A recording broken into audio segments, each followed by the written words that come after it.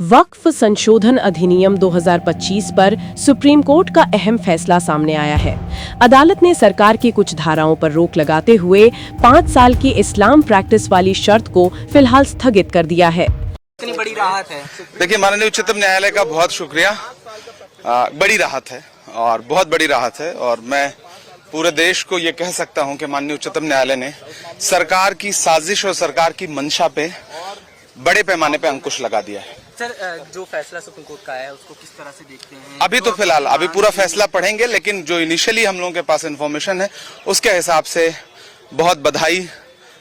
सरकार की मंशा और उसकी साजिश को माननीय उच्चतम न्यायालय ने उस पर रोक लगा दी। Thank you. हालांकि पूरा अधिनियम रोकने से सुप्रीम कोर्ट ने साफ इनकार किया है। कोर्ट का ये आदेश अंतरिम है, यानी अंतिम फैसला अभी आना बाकी है। इस बीच गैर मुस्लिमों द्वारा वक्फ बनाने के मामले में यथास्थिति बनी रहेगी।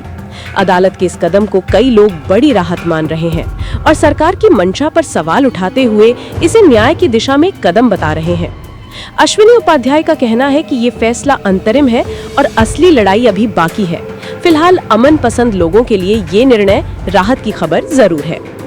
नए वाले वक्फ कानून को जो माननीय सुप्रीम कोर्ट में चैलेंज किया गया था, उसके विभिन्न धाराओं को सुप्रीम कोर्ट में चैलेंज किया गया था और ये मांग की गई थी कि जो पुराना वाला कानून बहाल किया जाए, नए वाले कानून पर रोक लगाई जाए। लेकिन उसमें माननीय सुप्रीम कोर्ट ने अधिकांश जो मांगे थी उसको नकार दिया है। केवल ये मांग किया, ये एक्सेप्ट कर लिया है कि भाई जो पहले जो अभी व्यवस्था दी गई है कि जो आदमी 5 साल तक प्रैक्टिस करेगा केवल वही वक्फ कर पाएगा, उस सेक्शन को रोका है। बाकी और सरकार ने जो कानून बनाया है उन पे रोक लगाने से इनकार कर दिया है। ये इंटरिम ऑर्डर है। फाइनल हियरिंग जब होगी तो उसके बाद फाइनल डिसीजन होगा। नॉन मुस्लिम मेंबर्स के परस्पेक्टिव में क्या है, कितने मैक्सिमम हो सकते हैं? नॉन मुस्लिम मेंबर्स के बारे में ये भी कहा है कि जब तक रूल नया नहीं फ्रेम हो जाता है तब तक यथास्थिति बनी रहेगी। नया रूल जब फ्रेम हो जाएगा उसके बाद इसका फाइनल डिसीजन होगा। फाइनल हियरिंग इस मामले में कब होगी? फाइनल हियरिंग की भी डेट फिक्स नहीं हुई है। फाइनल हियरिंग अब देखते हैं कब होता है, लेकिन अभी इसमें कोई संशोधन कानूनों पर आज माननीय उच्चतम न्यायालय का जो फैसला है, मैं उसका स्वागत करता हूं और मैं इसे एक बड़ी जीत के तौर पर देखता हूं।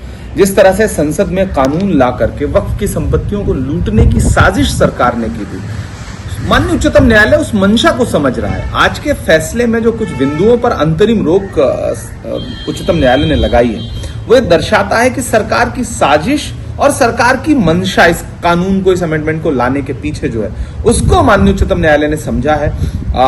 ये जो प्रैक्टिसिंग मुस्लिम वाला जो एक पॉइंट था, उस पर रोक लगाना या फिर कलेक्टर राज पे रोक लगाना, ये दर्शाता है कि ये एक बड़ी जीत है।